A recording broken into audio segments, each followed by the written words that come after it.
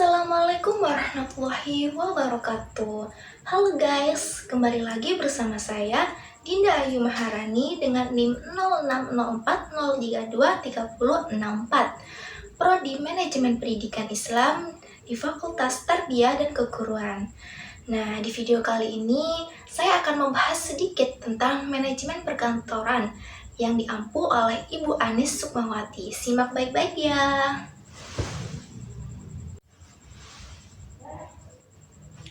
Yang pertama ialah menjelaskan pengertian manajemen perkantoran menurut beberapa ahli dan simpulkan menurut pendapat kalian.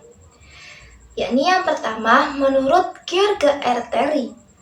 Beliau menjelaskan bahwa manajemen perkantoran ialah fungsi dalam organisasi yang mencangkup perencanaan, pengorganisasian, pengarahan, dan pengendalian pekerjaan kantor dengan cara yang efektif dan efisien agar tujuan organisasi dapat tercapai. Yang kedua ialah menurut Murdyk and Ross. Mereka mendefinisikan manajemen perkantoran sebagai rangkaian kegiatan yang melibatkan perencanaan, pengorganisasian, dan pengendalian tugas-tugas administrasi guna mendukung kelancaran operasional sebuah organisasi. Yang ketiga ialah menurut Gianti. Beliau menyatakan bahwa manajemen perkantoran berkaitan dengan perencanaan dan koordinasi proses informasi, termasuk pengaturan komunikasi, tata letak kantor, pengadaan, serta ketersediaan peralatan yang diperlukan untuk mendukung efektivitas kerja. Nah, dari beberapa para ahli tersebut dapat disimpulkan bahwa manajemen perkantoran ialah proses yang bertujuan untuk mencapai tujuan organisasi melalui pengelolaan tugas dan sumber daya dengan mengutamakan perencanaan, pengorganisasian, pengarahan, dan pengendalian kegiatan administratif. Pendekatan ini bertujuan untuk meningkatkan efisiensi dan efektivitas, serta mendukung kelancaran operasional yang berkelanjutan dan terstruktur.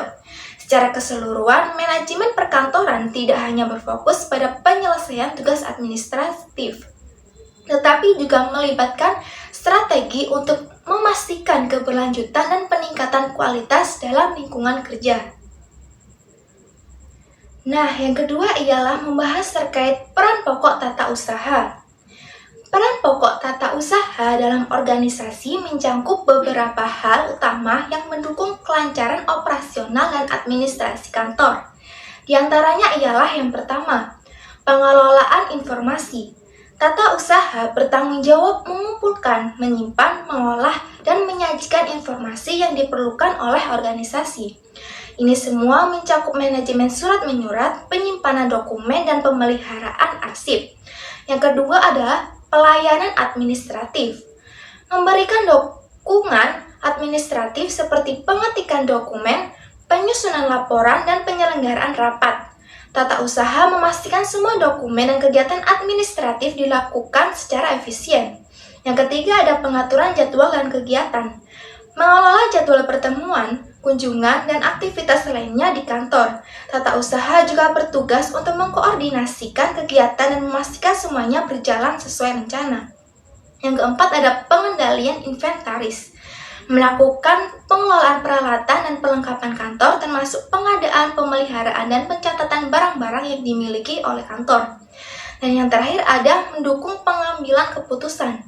Menyediakan data dan informasi yang akurat dan tepat waktu untuk mendukung pimpinan dalam mengambil keputusan. Tata usaha berperan dalam menyajikan laporan dan analisis yang dibutuhkan. Dengan menjalankan beberapa peran tersebut, tata usaha membantu menciptakan efisiensi, mendukung kelancaran kegiatan kantor, dan memastikan semua proses administratif berjalan sesuai standar yang ditetapkan. Pembahasan yang ketiga yakni dilihat dari jenjang manajemen. Perencanaan dibagi menjadi 3 jenjang perencanaan. Jelaskan 3 jenjang perencanaan tersebut. Perencanaan dalam organisasi dapat dibagi menjadi 3 jenjang loh, yakni yang pertama ialah perencanaan strategis, perencanaan taktis, dan perencanaan operasional. Perencanaan strategis Jenjang ini dilakukan oleh manajemen tingkat atas dan berfokus pada tujuan jangka panjang organisasi, biasanya untuk periode 3-5 tahun ke depan. Perencanaan strategis mencakup penetapan visi, misi, tujuan, dan besar organisasi, serta langkah-langkah utama untuk mencapainya.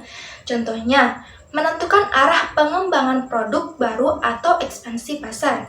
Yang kedua ialah perencanaan taktis. Jenis perencanaan ini dilakukan oleh manajemen menengah untuk menerjemahkan rencana strategis ke dalam rencana kerja jangka menengah.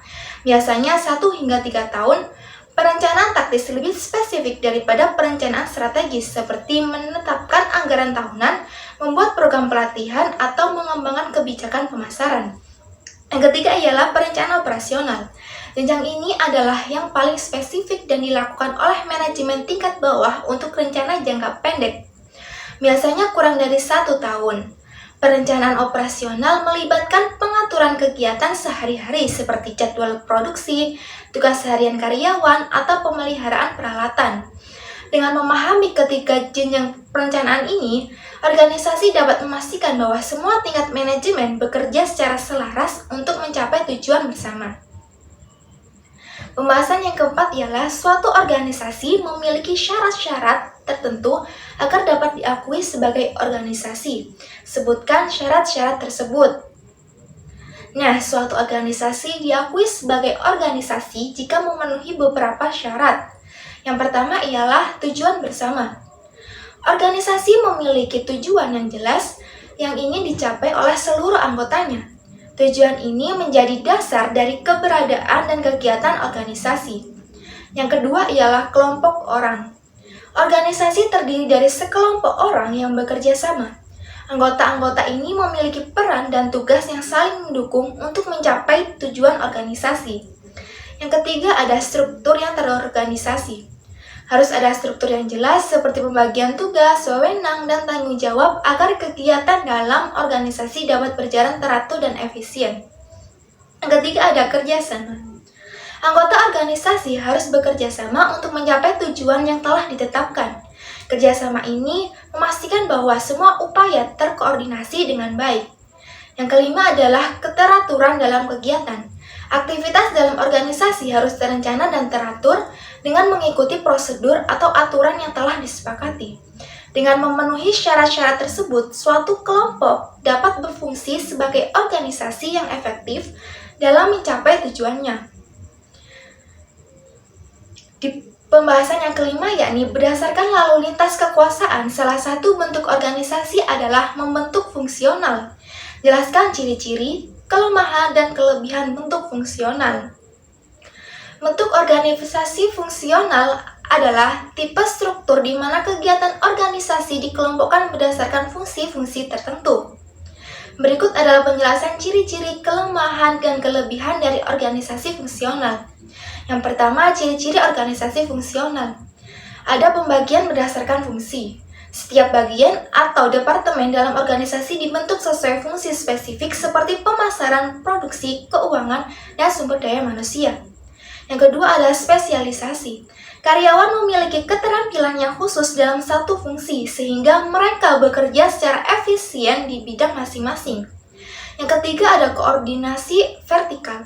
Komunikasi dan tanggung jawab biasanya mengalir dari atas ke bawah dalam satuan fungsi tertentu. Selanjutnya ada kelebihan organisasi fungsional. Yang pertama ada efisiensi tingkat. Karyawan menjadi lebih ahli dalam bidang tertentu karena mereka fokus pada satu fungsi khusus. Yang kedua ada koordinasi dalam fungsi lebih baik. Setiap departemen memiliki fokus yang jelas sehingga memudahkan komunikasi dan koordinasi dalam satu fungsi. Yang ketiga ada pengembangan keahlian, yang memungkinkan pengembangan keahlian yang mendalam bagi karyawan di bidang tertentu. Yang ketiga ada kelemahan organisasi fungsional, yakni kurangnya fleksibel. Karena spesialisasi tinggi, organisasi ini sulit beradaptasi dengan perubahan lingkungan yang membutuhkan kolaborasi antar fungsi. Kedua ada isolasi antar fungsi.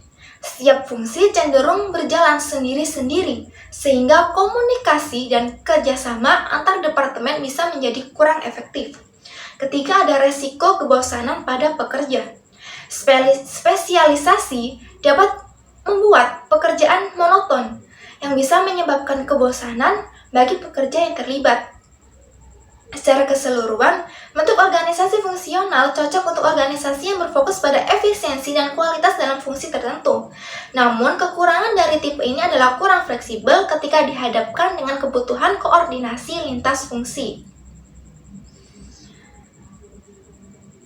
Selanjutnya ialah sebutkan macam-macam personil kantor dan jelaskan peran atau tugasnya. Nah, berikut ini adalah beberapa macam personil kantor beserta peran dan tugasnya yang biasanya terdapat dalam organisasi perkantoran. Yang pertama ada manajer kantor. Manajer kantor bertanggung jawab atas perencanaan, pengawasan, dan pengendalian operasional kantor. Tugas utama mereka ialah mengatur, mengawasi, dan memastikan agar kegiatan kantor berjalan sesuai dengan tujuan organisasi. Manajer kantor juga mengembangkan lingkungan kerja yang kondusif, mengkoordinasi semua departemen, serta mengalokasikan sumber daya secara efisien. Yang ketiga ada staf administrasi.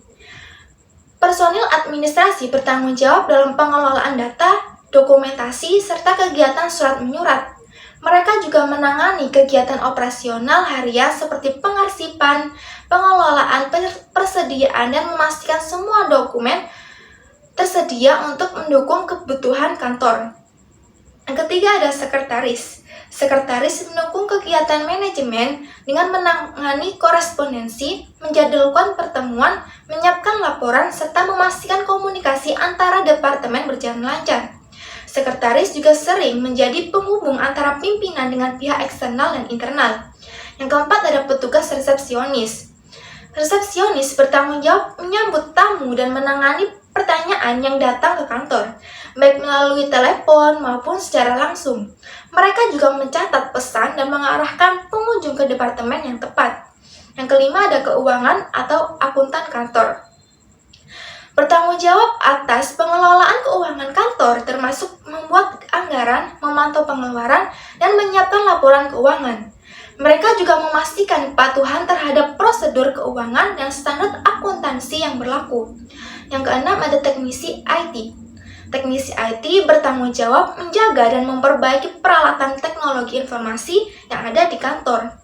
Mereka memastikan jaringan internet, komputer, dan peralatan lunak berfungsi dengan baik serta mendukung kebutuhan teknis lainnya dalam operasional kantor. Dan yang ketujuh ada petugas kebersihan. Menjaga kebersihan dan kenyamanan lingkungan kerja. Mereka membersihkan dan merawat area kantor sehingga tempat kerja tetap rapi dan nyaman bagi semua karyawan. Nah, struktur tersebut membantu setiap personil untuk fokus pada perannya masing-masing sehingga seluruh kegiatan kantor berjalan dengan terorganisir dan efisien. Sekian yang bisa dapat saya sampaikan, kurang lebihnya saya mohon maaf. Billahi taufiq wal hidayah. Wassalamualaikum warahmatullahi wabarakatuh. Sampai bertemu di kemudian hari.